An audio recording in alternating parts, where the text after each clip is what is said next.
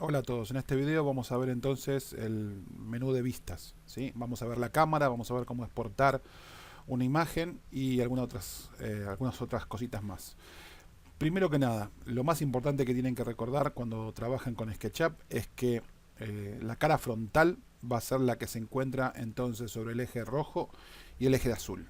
¿Sí? Acá se los puse como para que lo tengan de referencia. ¿Sí? La cara frontal entonces sobre el eje azul y el eje rojo, esa va a ser lo que la máquina va a interpretar entonces como front o cara frontal. ¿Sí? Si yo hago un clic arriba de front, fíjense que se ubica entonces en frontal. Yo estoy en una vista en perspectiva, por eso la máquina hace estas cosas raras, digamos, de que a veces pone frontal y se pone de esta forma, ¿sí? O pongo, por ejemplo, derecha y se pone de esta forma, ¿sí? O cualquiera, o posterior y se pone de esta forma. Esto es por la cámara en vista en perspectiva. Si ustedes lo quieren cambiar, vienen acá en cámara, proyección paralela, ¿sí? Y lo van a ver entonces de esta forma, ¿sí? Si yo me voy ahora a frontal, fíjense que se ve entonces plano, ¿sí? Si van a top o superior, ¿sí? Planta, esta es vista superior o en planta. Yo sigo ahora entonces en paralelo. Estas son las vistas que normalmente utilizaríamos para guardarnos dentro de un plano de arquitectura, ¿no? Se usan este tipo de vistas. Pero, otra vez, frontal es rojo y azul, ¿sí? Esto es lo que es, digamos, de lo más importante en este video recordar para que ustedes cuando coloquen su modelo lo pueden orientar como corresponde. Eh, Tenemos cámara en proyección paralela y en perspectiva. El 90% de las veces van a usar o van a modelar en perspectiva y la proyección paralela la van a usar en algunas ocasiones para algunas cosas en especial o para guardar alguna vista o algún render o lo que fuera, pero digamos que normalmente no se acostumbra trabajar en proyección paralela. Eh, ¿Qué más decirle importante con respecto a esto? Si ustedes cambiaran los ejes, que ustedes cambien los ejes, no quiere decir que las vistas van a cambiar. Yo quiero mostrarles esto. Si yo le habilito acá, yo tengo una casita hecha acá al costado, ¿sí? Donde es una copia de esta, nada más que más chiquita. Y yo vengo y le modifico los ejes. Le digo que el eje rojo ahora está así, el eje verde está así y el azul hacia arriba. Quizás ustedes esperarían que cuando ustedes pongan frontal esto se ubique de esta forma, ¿sí? Pero no es así. O sea, cuando yo ahora pongo frontal, si yo estoy, por ejemplo, en esta vista y pongo frontal, siempre se va a ubicar entonces teniendo digamos, como la posición original de los ejes. ¿Sí? Fíjense que frontal sigue siendo, por más que los ejes estén cambiados, sigue siendo el frontal que teníamos anteriormente. Si yo voy a vista derecha, lo mismo, sigo viendo derecha. Si voy a posterior, sigo viendo vista posterior. No le da importancia entonces al sistema de coordenadas que yo genero al cambiar los ejes. Este cuadro de vistas no le da importancia. Así que es un detalle a tenerlo en cuenta. Voy a poner los ejes de vuelta en su lugar. Vamos a ponerlos, reiniciarlos, ¿sí? Entonces ya esto quedó entendido. ¿Qué otra cosa tenemos cuando nosotros estamos acomodando, por ejemplo, las vistas? Nosotros tenemos la opción de cambiar el FOV o el ángulo de visión. Si se fijan, cuando ustedes pasan a la lupa, ¿sí? Cuando hacen un clic arriba de la lupa, acá arriba les dice campo visual y dice 35 grados. ¿Sí? Este es el campo visual que viene por defecto, pero ustedes pueden, por ejemplo, cambiarlo escribiendo un número y la letra G.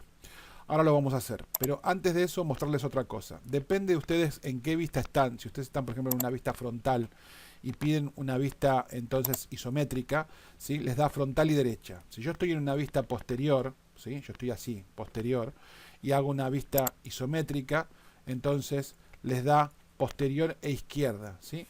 Así que la vista isométrica va a depender de cómo yo tenga orientado el modelo. Según cómo yo tenga orientado el modelo, por ejemplo, ahora tengo orientado frontal izquierda, hago isométrica, tengo entonces frontal izquierda. Si tengo frontal derecha y hago isométrica, tengo frontal derecha. ¿Ok? Así que ténganlo en cuenta que esta vista entonces va a depender de cómo está girada la cámara, cómo estoy viendo yo el modelo, en cómo se ubica.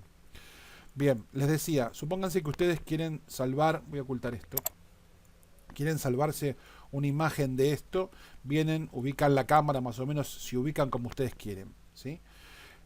Una de las cosas que tienen de cámara, aparte de la proyección paralela y la proyección en perspectiva, es la opción de perspectiva entre dos puntos. Cuando ustedes hacen un clic acá en perspectiva entre dos puntos, lo que hace la máquina es que pasa a una perspectiva entre dos puntos, ¿sí? Se alinean, ¿sí? Se ponen derechas todos estos ejes, se ponen totalmente verticales, y ustedes, para no perder la perspectiva entre dos puntos, lo único que pueden hacer acá es hacer un clic con el botón izquierdo y acomodarse esta vista como ustedes quieran, o hacer zoom. Esto ustedes lo pueden hacer y ustedes no pierden la perspectiva entre dos puntos. Ahora, si se les ocurre orbitar, por ejemplo, automáticamente, ni bien orbito, automáticamente pierdo la perspectiva entre dos puntos. Así que es un tema que hay que tenerlo en cuenta. Normalmente lo que se hace es, se busca más o menos una vista, se pone la perspectiva entre dos puntos, ¿sí? Y después lo que se hace, si ustedes quieren, es cambiar el ángulo de visión, ¿sí? o el ángulo de cámara. Hacen un clic encima, fíjense que ahora está en 35, yo puedo poner 50G para alejarme, 50 grados, y tener entonces un mayor rango de visión con 50, o si quiero achicar el ángulo de visión, poner, qué sé yo, 24G, y estoy mucho más cerca, estoy en un campo visual de 24 grados, ¿sí? Si ustedes tienen que hacer zoom, pueden hacer zoom, ¿sí? Pueden hacer zoom tranquilamente. No obstante esto, el ángulo o el campo visual va a seguir siendo de 24 grados, ténganlo en cuenta, ¿sí? Si se fijan acá dentro del menú de cámara, tienen todas estas opciones. Campo visual lo tienen acá, también pueden hacer un clic en campo visual y venir ahora y escribir un valor, 50G, y enter. Recuerden que el valor por defecto es de 35, ¿sí? Si ustedes quieren ponerlo como viene por defecto, es 35. Después acá dentro de cámara tenemos la opción de hacer anterior o siguiente, o sea, hacer ir hacia atrás en las vistas de cámara que tuvimos, ¿sí? Anterior, ¿sí? Y si yo voy a siguiente, otra vez vuelvo a la misma, ¿sí? Esto es como un control Z, pero a nivel de cámara, ¿sí? Control Z y rehacer, pero todo a nivel de cámara, ¿sí? Después, obviamente, bueno, ya tenemos las vistas, ya sabemos orbitar, desplazar, hacer zoom, campo visual ya lo tenemos, ventana de zoom, es esto que tenemos acá, que nosotros podemos hacer una ventana de zoom, ¿sí? Hacer una ventana y hacer zoom específicamente a esa parte. Esto sería un zoom centrado, ¿sí? Un zoom centrado, o sea, centrar todo el modelo en la pantalla. Eso es lo que hace. Esto es un zoom hacia atrás, perdón, no zoom hacia atrás, sino que la vista hacia atrás, o sea, la vista anterior. Yo hago clic encima y me lleva a la vista anterior, y si vuelvo a hacer clic encima me lleva a la anterior, ¿sí? Y a la anterior, esto sería entonces venir acá, como si fuera venir acá a cámara y hacer clic arriba de anterior, ¿sí? Tenemos las opciones de situar cámara, caminar y girar, que es básicamente esto, que ya lo vimos en otro video, ¿sí? Pero recuerden que lo tienen disponible, ustedes pueden poner el ojito y con el ojito en cualquier momento entonces mirar a donde tengan que mirar, ¿sí? Esto es básicamente. También pueden setear la persona donde quieren que se posicione, la altura de la cámara y demás, y apuntar la vista hacia algún ángulo específico. Esto ya fue visto en uno de los videos al principio de este curso, ¿sí? Y vamos a ver ahora que tenemos entonces la posibilidad de guardar nuestro trabajo, ¿sí? Vamos a, por ejemplo, salvar una escena. Vamos a poner una escena cualquiera, así supuestamente, pónganse. Vamos a ponerle que quiero entonces que me ponga cámara en perspectiva de dos puntos. La voy a centrar un poquitito y me vengo archivo, exportar, gráfico 2D, ¿sí? Gráfico 2D. Y normalmente acá, si se van a guardar una imagen de esto, lo que les recomiendo es que usen el formato PNG. Tienen, aparte del formato PNG, tienen más formatos. Tienen, por ejemplo, para imágenes, BMP, JPG, TIFF y PNG. Los que no pierden calidad es el TIFF y el PNG, ¿sí? Estos dos formatos no pierden calidad a la hora de guardarlos. El JPG es un formato que de por sí lo que hace es comprimir, ¿sí? Comprimir las imágenes para tener la misma imagen, o en teoría la misma imagen, a un menor peso, ¿sí? Es ideal esto, por ejemplo, para guardar una imagen de muy alta resolución, o sea, una imagen muy grande que no sea tan pesada, por ejemplo, para poder mandar un preview por email, por ejemplo, ¿no? Que sea una imagen liviana. Los BMP ya son viejos, es un formato que realmente yo creo que hoy por hoy calculo que muy poca gente usa, por lo menos yo no lo uso nunca, ¿sí? Y lo que tenemos es básicamente formatos de calidad, tenemos el TIFF y el PNG. Cada una de estas opciones que ustedes elijan tiene sus posibilidades de ser configuradas. Por ejemplo, si yo elijo PNG y me vengo a opciones, ¿sí? Tengo la posibilidad de usar el tamaño que viene de la pantalla, o sea, usar el tamaño que yo tengo ahora de la pantalla, quitarle el tilde y ponerle el tamaño que yo quiera. Eh, por ejemplo, de procesar si quiero anti-alias. Anti-alias es eso que hace que no se vean los dientes de sierra. Cuando tenemos una diagonal, por ejemplo, ¿sí? Normalmente la máquina obviamente no puede trazar diagonales. Lo que traza son un montón de puntitos uno al lado del otro que forman o intentan formar una diagonal. Hay veces que esos puntos se ven muy mal y se forman lo que se llama dientes de sierra. Si ustedes le ponen anti-alias, lo que hace la máquina es colocar píxeles de alguna forma para tratar de minimizar el tema de los dientes de sierra y que se vea mejor.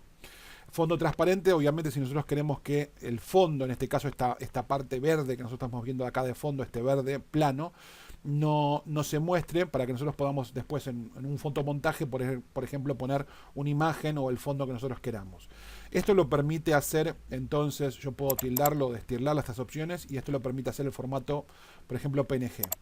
Después, el formato, por ejemplo, JPG, que es de compresión, tiene lo mismo, o sea, puedo elegir el formato, puedo elegir si quiero anti-alias, pero tiene agregado esto de la compresión, o sea, cuánta calidad le quiero dar al JPG o cuán chico quiero que sea el archivo. ¿Sí? Ahora lo vamos a ver. Supónganse que yo voy a salvar un archivo no de 2000 sino de 4000 píxeles. 4000 píxeles con anti-alias. Y lo que voy a hacer entonces es bajarle la calidad. Vamos a bajarle la calidad. Pónganle a más o menos por ahí. ¿Sí? Que sería más o menos un 75%. ¿Sí? Bien, pongo a aceptar. Me va a decir que le diga dónde lo quiero tirar. Y vamos a poner entonces acá. Vamos a poner C. Entonces 75 JPG, ¿sí? Lo voy a poner así para que sea fácil identificarlo. Entonces a 75% un JPG, ¿sí? Y vamos a poner exportar. Ahora venimos archivo, exportar, gráfico 2D. Vamos a elegir esta vez, en vez de JPG, vamos a elegir un PNG. Y vamos a venir en opciones. Vamos a dejar 4000 anti-alias. No le voy a poner fondo transparente para que lo veamos primero sin fondo transparente. Vamos a poner a aceptar. Y voy a elegir entonces ahora C, PNG. ¿Sí? Y vamos a poner exportar. Este archivo va a tener más calidad, pero también va a ser más pesado. Estoy trabajando con 4000 píxeles, ¿no? Que es una calidad alta. Bien. Gráfico, entonces vamos de vuelta a PNG, pero ahora le vamos a poner fondo transparente, ¿sí? Aceptar, entonces C, PNG, FT, fondo transparente, exportar.